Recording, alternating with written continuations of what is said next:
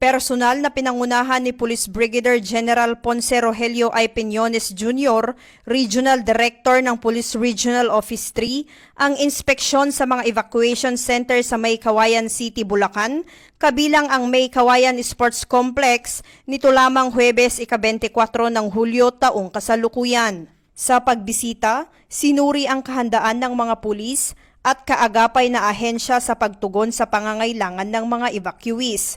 Kabilang sa kanyang tiningnan ay ang seguridad, distribusyon ng pagkain at tubig at pagkakaroon ng serbisyong medikal. Nakipag-ugnayan din siya sa mga pamilyang lumikas upang personal na marinig ang kanilang mga hinaing at agarang matukoy ang mga kinakailangang aksyon.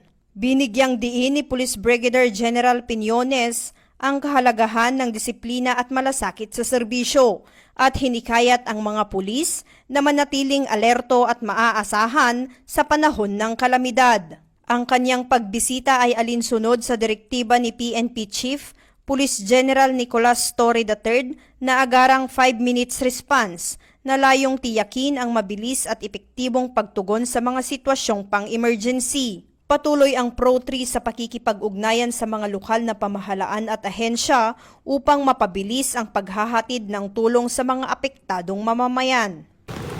Mula dito sa Bulacan, ako ang inyong PNN correspondent, Patrol Woman Mildred A. Tawago, alagad ng batas, tagataguyod ng balita.